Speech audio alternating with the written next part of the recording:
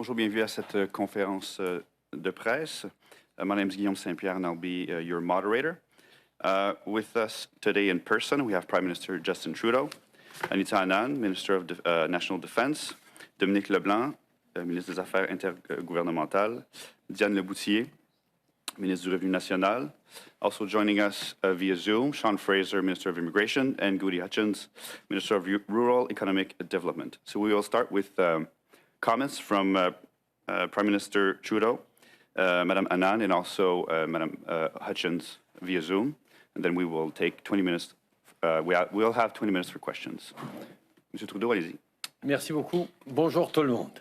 I'm joined today by Ministers Anand, LeBlanc, Lebouthillier, Hutchings, and Fraser. We're here to provide an update on what we're doing to support people and provincial governments in the wake of Hurricane Fiona. As you know, the storm has passed, but thousands of homes are still experiencing power outages, and the scale of the damage means that people are still facing a tough time. Many parts of Nova Scotia and P.E.I, as well as southwestern Newfoundland, continue to experience the effects and damage left by the winds and coastal flooding.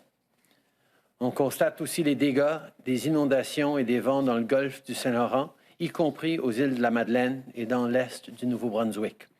Il va y avoir beaucoup de travail à faire dans les prochains jours et les prochains mois pour nettoyer et rebâtir, mais je sais que les Canadiens vont être là les uns pour les autres, comme toujours.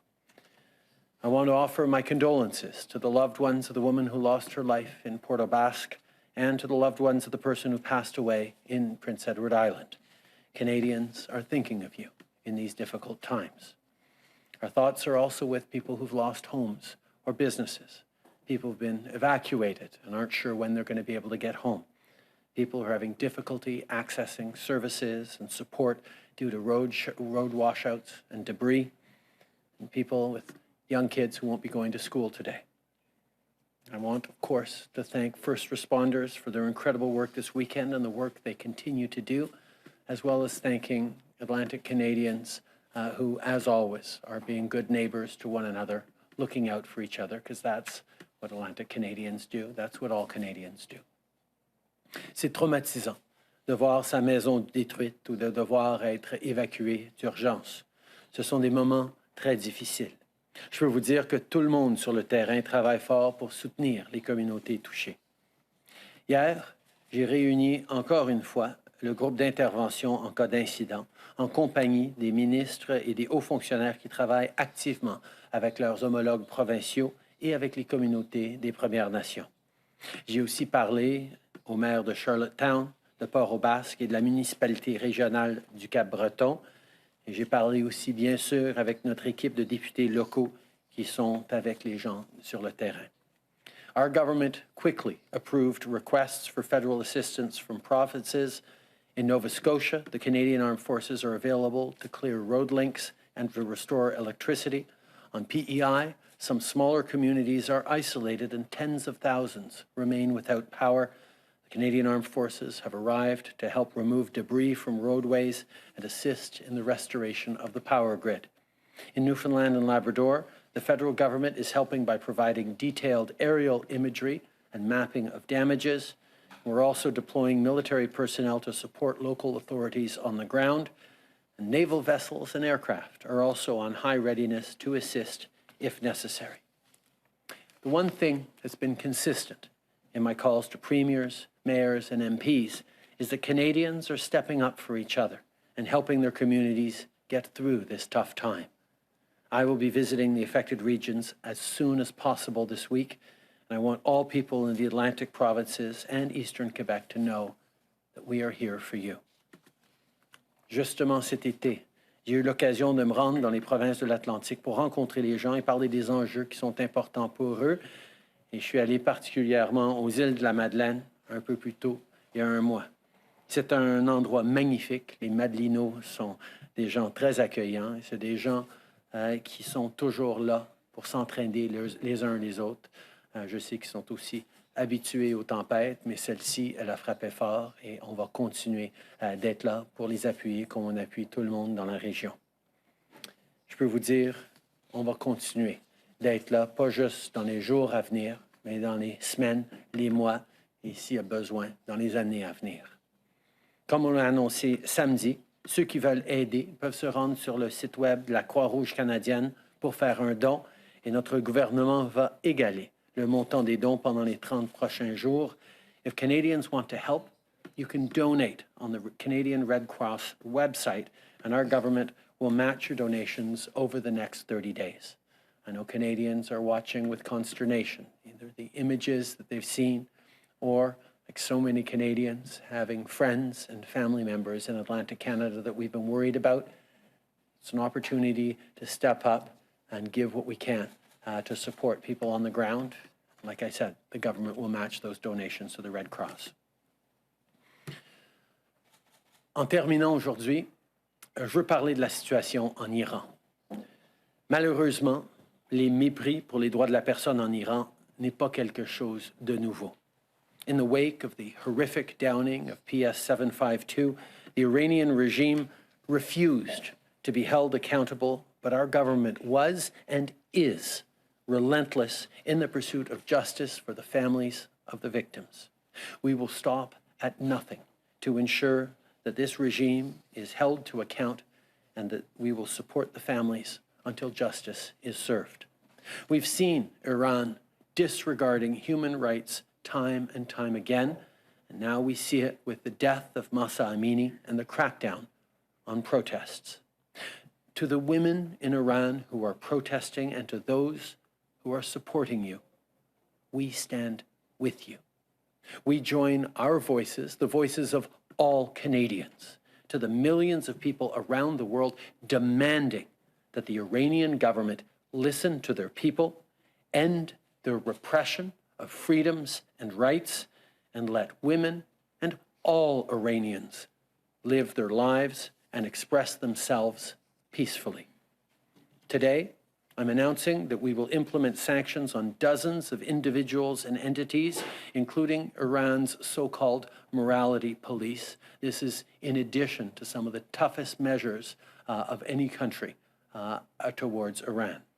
Aujourd'hui, j'annonce qu'on va imposer des sanctions sur des douzaines d'individus et d'organisations, y compris la soi-disant police de la moralité iranienne.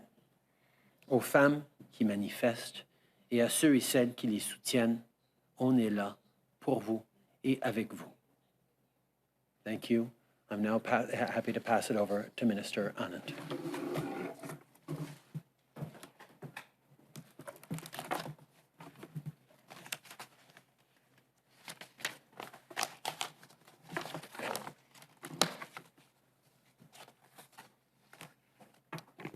Merci beaucoup.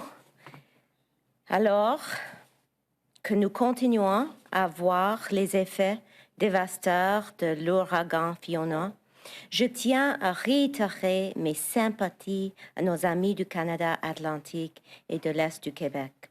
Je sais qu'il y a de nombreux Canadiens qui nous regardent à la maison et qui veulent savoir ce que nous faisons pour les aider. Et je tiens à vous assurer que nos forces armées canadiennes relèvent le défi et apportent leur aide partout où elles le peuvent. In response to the devastating impacts of Hurricane Fiona, Joint Task Force Atlantic, 5th Canadian Division, Canadian Rangers, local reserve units, Royal Canadian Air Force aircraft and crew, and Royal Canadian Navy ships, small vessels and crew in the region are all on standby and helping wherever needed. In Nova Scotia and in Cape Breton in particular, yesterday morning, a Canadian Army reconnaissance team was on the ground, evaluating the damage of Hurricane Fiona and identifying what military capabilities would best assist. Our Canadian Armed Forces will provide equipment and personnel to help with reestablishing electricity, roads, and bridges if required by the province, and approximately 100 Canadian Armed Forces personnel are available to assist the province if required, with 100 personnel available per province to assist in P.E.I. and Newfoundland as well. And today I am confirming that lead Canadian Armed Forces elements are ready to begin tasks and that Canadian Armed Forces presence in communities in Nova Scotia will be visible this morning. Turning to P.E.I., in P.E.I., following our receipt and acceptance of the province's request for assistance, Canadian Armed Forces are deploying immediately to help with removing vegetation and debris from roadways, to help restore the power grid, and with repairing roadways as required. As of now, over 100 CAF personnel are in the province.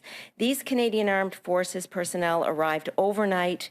Lead CAF elements are in P.E.I. ready to work with the provincial authorities today, and CAF presence will be visible in P.E.I. this morning.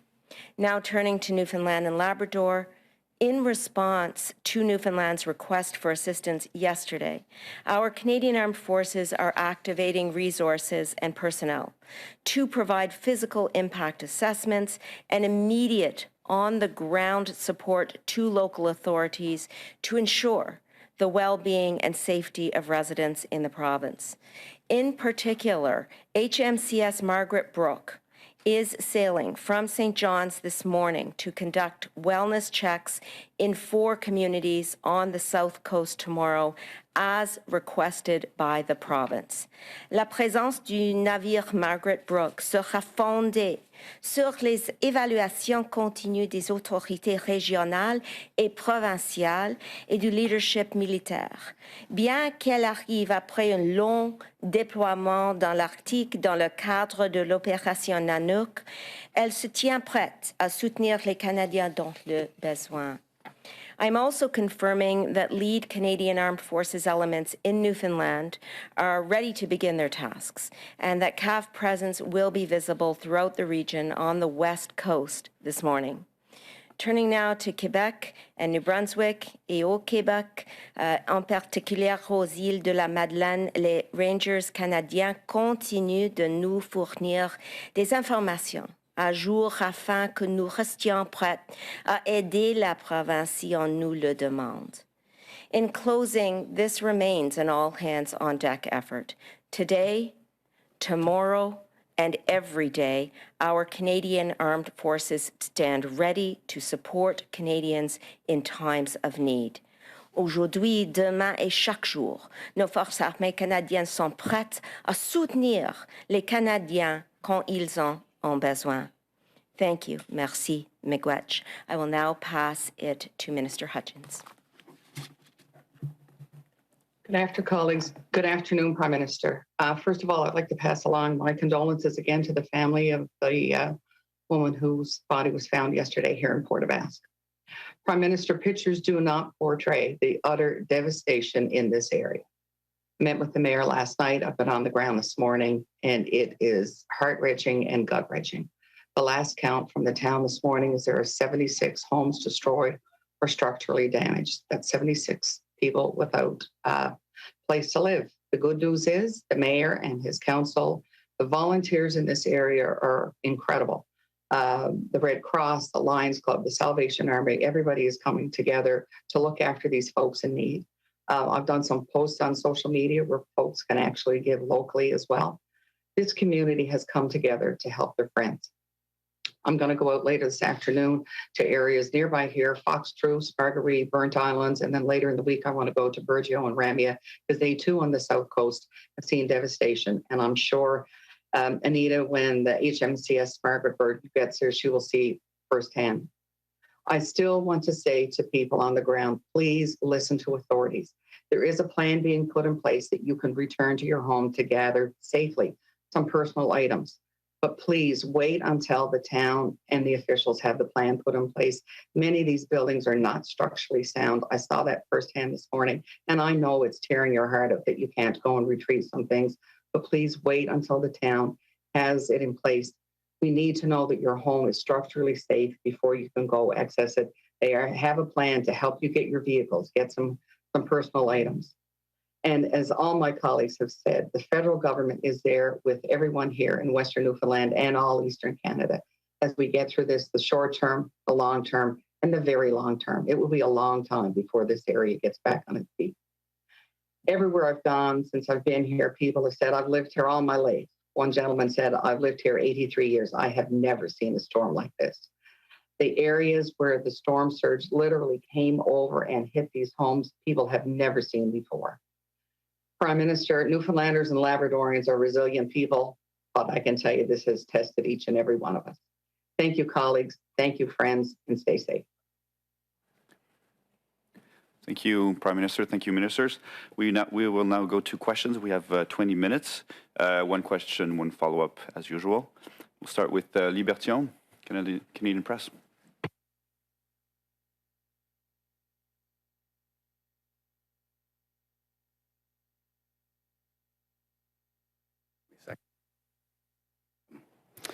The federal government pledged to make improvements after cell phone service went dead across Atlantic Canada during Dorian in 2019, and yet it happened again. What is your government going to do about this problem?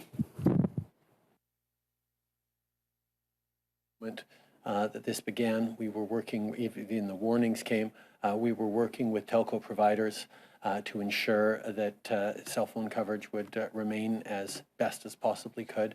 Providers were working together to make sure that if one area went down, others would be there. It has been a very, very difficult storm that exceeded even the dire predictions that people had. But at the same time, everyone is working very, very quickly to get things back to normal as quickly as possible. And of course, there are always lessons to learn. We have learned lessons since Dorian and implemented them. There will be more to learn on how we keep people protected, given that extreme weather events are going to get, unfortunately, more likely in the coming years. And given the level of devastation, is 100 soldiers enough per province? And why are you not deploying MV Asterix as well? We will always respond to any requests that the provinces put forward. We know that provinces themselves have lots of personnel on the ground and lots of personnel deploying. The military is there to assist in whatever capacity is needed. If they need more, we'll send more. There's no question about it. Anita, if you want to speak to that. Thanks so much, Lee. As the Prime Minister said, approximately 100 soldiers per province, that's 3 platoons or so, have been allocated, but we have multiple additional resources and assets at the ready to deploy if and when called upon. I will say that the Canadian Armed Forces are working very tightly in conjunction with each provincial authority in the respective province, and task allocation is occurring on that basis. So as the hours and days progress, if more soldiers are needed, more will be deployed. And that is well known to the provincial authorities with whom we are in very close contact. Thank you. At the current time, frigates themselves have not been requested by the provinces. We are deploying the HMCS Margaret Brooke, simply because we believe that Port aux Basques and the West Coast could use additional resources of that nature, and we want to be ready in case we're called upon. In addition, Newfoundland and Labrador have particularly asked for wellness checks of citizens. As Minister Hutchings described, the province has been hit particularly hard, and these wellness checks will be conducted in part by the Canadian Armed Forces, some of whom will be on HMCS Margaret Brooke, and that frigate will arrive at port tomorrow.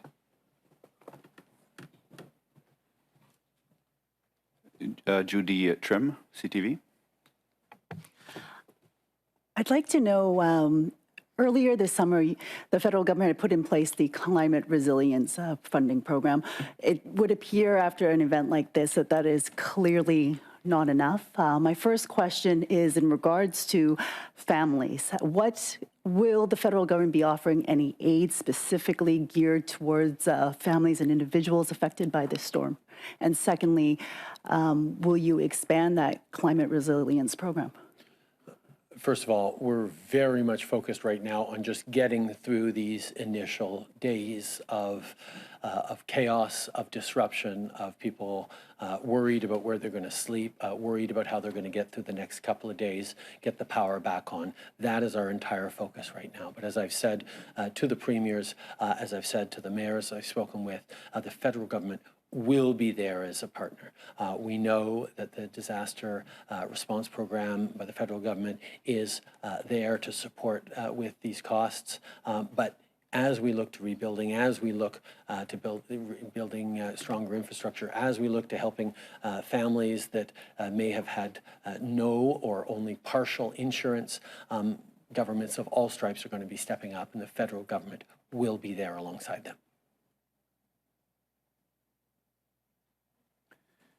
Do you have a follow-up? I do. In regards to the wellness checks, can you explain a little more, Minister Anand, perhaps how it will look like? Will you have military doctors going off-site to check on residents? Also, will you be offering supplies? Are you bringing supplies of water, food? What is it going to look like?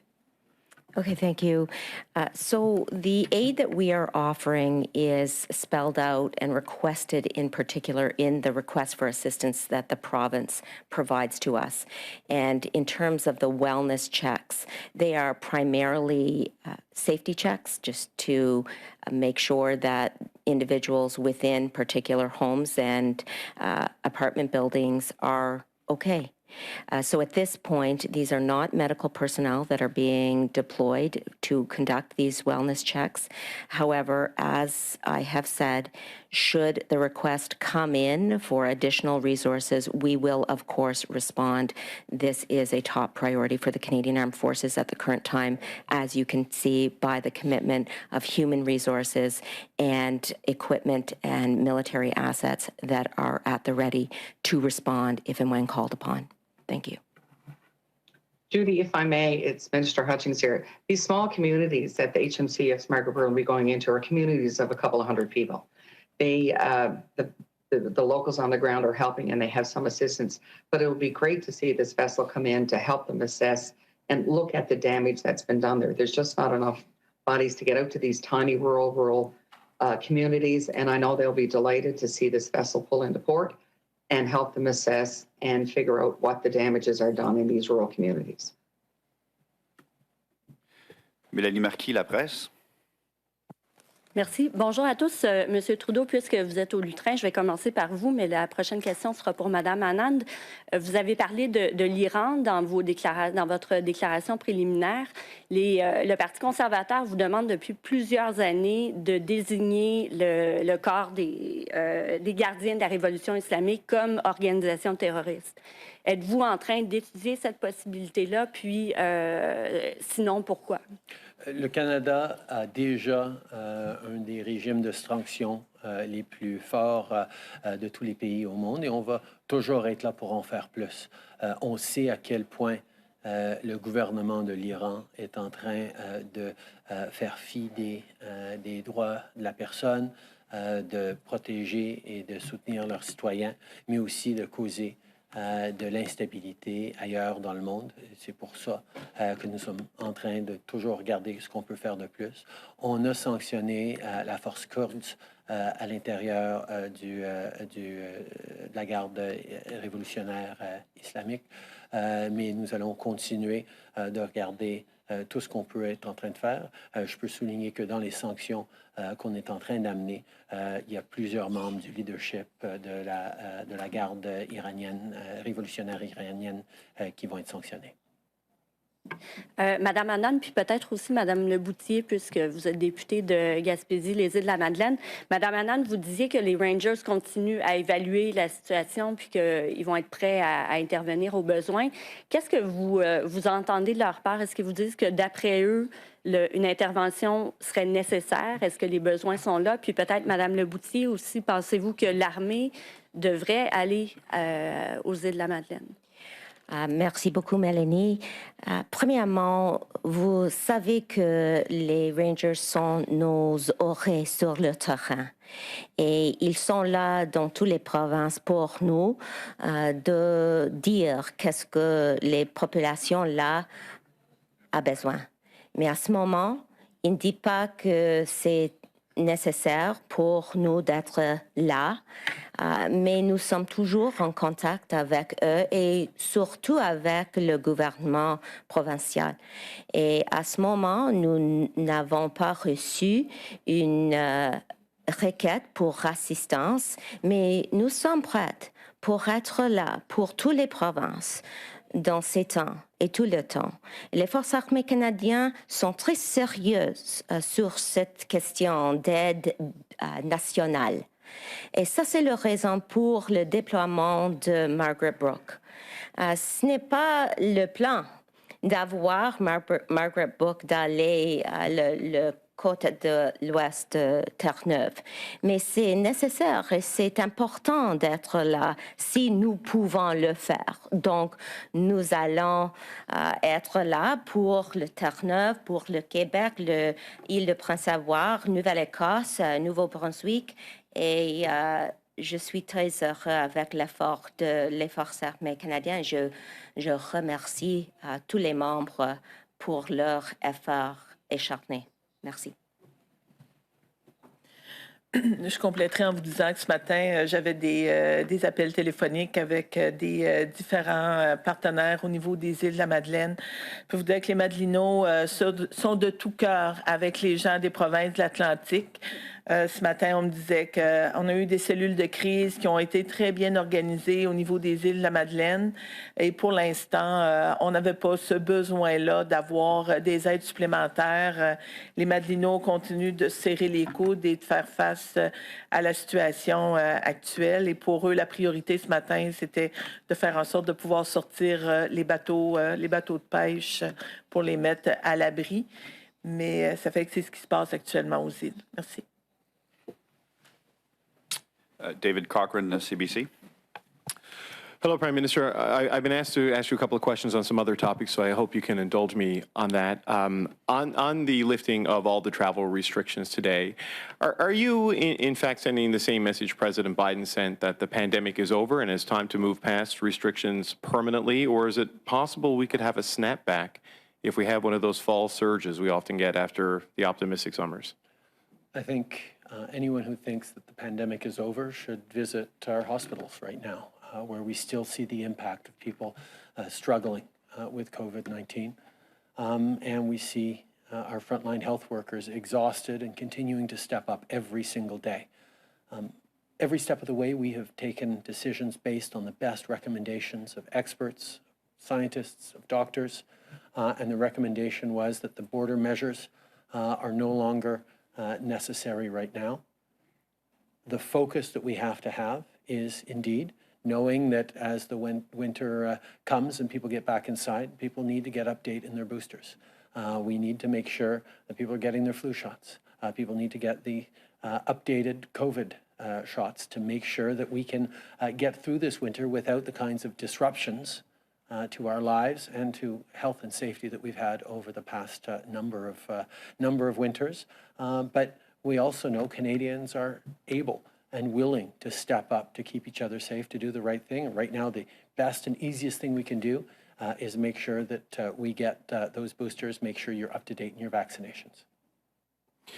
And on another topic, Conservative leader Pierre Poilievre has gone to the police over online threats made against his wife. And I'm wondering if you have any comment on this latest example of politically connected attacks.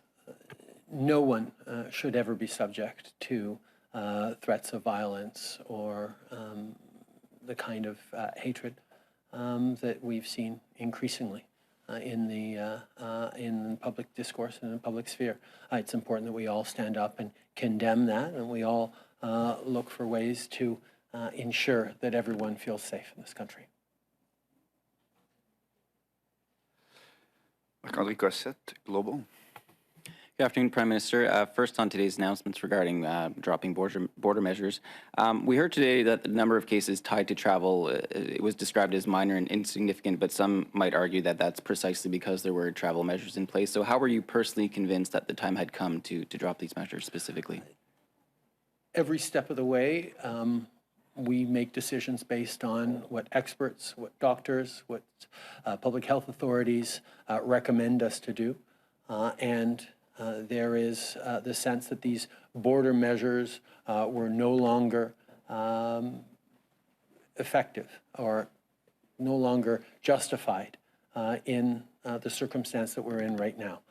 We know that we are seeing a slight uptick in cases in certain places, so we're going to have to be careful and monitor carefully. But at the same time, to remind Canadians, we stepped up during this pandemic as individuals, as communities, to get vaccinated quicker and to higher levels than just about any other country in the world. And because of that, studies have shown that we avoided hundreds of thousands of deaths because of the decisions that municipalities, that provinces, the federal governments took during this pandemic that kept people safe. And right now, the best thing each of us can do to prevent a resurgence of COVID-19 as winter approaches is to make sure that you get up to date in your vaccinations with the new formulations coming out that'll keep us even safer, and that'll mean that we won't need to take further steps, hopefully, if everyone gets vaccinated. And for Minister Anand, the Canadian Forces are again being asked to respond to yet another massive natural disaster, the kind that used to be considered a once-in-a-generation or once-in-a-lifetime event. I have no doubt that they'll do a phenomenal job, but the military has often been described as supposed to be the force of last resort in these kinds of instances. So what kind of strain is this putting on the Canadian military? And has the time come for some sort of civilian response team that could, if only to support the military or take over that job so that the military can focus on the other jobs that it has to do? I want to start by saying that the military and their members of the Canadian Armed Forces are very proud of the work that they're doing, and they jump to the challenge to serve, whether it's nationally or internationally. And so in this particular crisis as well, we've seen no hesitation from the Canadian Armed Forces to step up once again for our country. In terms of resources, of course, we need to continue to build resources, especially in the area of personnel, so that in the long term, as we see these climate-related disasters hitting our country, the resources are there in the Canadian Armed Forces to continue to assist as we want to do. At the same time, we will continue to partner with local organizations, with provincial governments, to ensure that the all-hands-on-deck effort that you're witnessing now and that will continue regardless of the time and place that these disasters occur will continue to be sustainable. There will always be a need to invest in the Canadian Armed Forces, and that's why this government has continued to do that with, for example, an $8 billion investment in the Canadian Armed Forces in Budget 2022. It's a priority for our government, it's a priority for me, and the Canadian Armed Forces will, I am sure, continue to be well served by this government in this country in its time of need, especially. Thank you. So it seems that we have time for one more question. There's two people in the room that would like a question, so maybe Valérie and Tando, you could share one, or Valérie, go ahead. Oui, alors peut-être expliquer en français quand est-ce que vous allez, M. Trudeau, vous rendre dans les régions dévastées, et expliquer aussi ce que vous allez faire concrètement pour ces gens qui d'ailleurs commencent à s'inquiéter à savoir ce qu'ils vont faire avec les assurances, par exemple, qui ne les aideront pas, ce que le gouvernement pourra faire pour compenser. Tout simplement, je vais me rendre dans les provinces de l'Atlantique le plus rapidement possible dans les jours à venir, dès qu'on peut s'assurer que ce soit fait de façon responsable, sans enlever aux efforts que font nos premiers répondants actuellement, mais j'irai le plus rapidement possible. Et comme j'ai dit, le gouvernement fédéral va être là pour les gens. On va être là en tant que partenaire avec les provinces, avec les municipalités pour aider les familles qui ont été dévastées par cet ouragan. il y a du travail à faire dans les jours à venir, oui, mais aussi dans les semaines, les mois et peut-être les années, et le gouvernement fédéral va être là. Donda. Hi, Prime Minister. This morning we heard the ministers talk about this challenge around, dropping the mask mandates and all the other mandates, in terms of the impact on airline workers, healthcare workers, and all of that. So, could you talk a bit about your thinking around the political challenge of maintaining some public buy-in to all kinds of measures, and if you could also talk about how hard do you foresee it might be to reimpose measures should things get worse? First of all, I think Canadians learned a lot about themselves and about their communities over these past couple of years. We learned that we are there to step up for each other, that we are there to follow the best advice that our doctors, that our public health experts give. People wore masks. People kept their distances. People were there for their neighbors. People did the kinds of things that in getting vaccinated to a higher degree than most Western countries, people knew what the right things were to do, and people will continue to do those. We just know that allowing people to make their own choices on whether they're how they're feeling, whether they're at risk, what they're choosing to do to keep safe. We still, obviously, are going to see public health authorities and local authorities make recommendations on the best choices people can make to stay safe, and it'll be important that people do that. But the biggest thing people can do is do what we did during the first waves of the pandemic when Canadians went out and got vaccinated. That is one of the reasons why Canada has seen less of an impact of COVID-19 in terms of deaths, in terms of economic loss and damage as well, than many other countries. Canadians did that. People chose to go out and do the right thing and get their vaccinations. So now, this fall, as people are looking at getting their flu shots, people also need to think about getting up to date in their COVID boosters so that we can make it through this winter with as minimal disruption to our healthcare systems, to our economic functioning, but also to the health and safety of Canadians. But you decided against a coercive approach. I'm trying to understand that.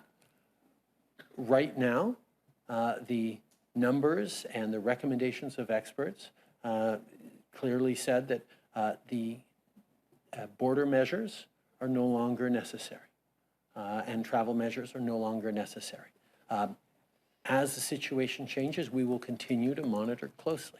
But I can say that the more Canadians choose to get vaccinated, the more people get up to date in their shots, the more resilient we will be as a country to any future waves of COVID, and therefore the less disruption people will have to see in their lives.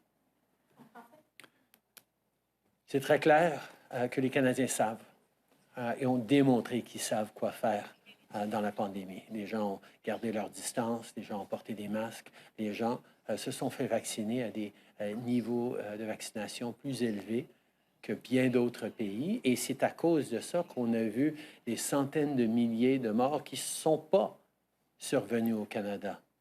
Et les dégâts économiques sont moindres aussi au Canada que d'ailleurs ailleurs dans le monde.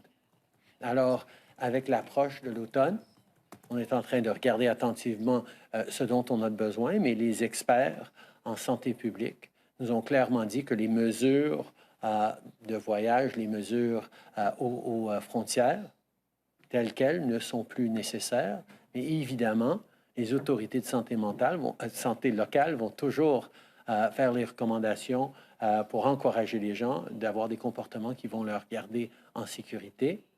Et le meilleur des comportements qu'on peut avoir, c'est de s'assurer qu'encore une fois, les Canadiens se fassent vacciner à de très hauts taux pour minimiser l'impact de vagues qui pourraient survenir pendant l'hiver et donc des restrictions que différentes juridictions pourraient se voir obligées d'imposer si la crise et la vague devient de pire en pire. C'est ce qui met fin à la conférence de presse. Merci tout le monde. Merci tout le monde. Bonne journée.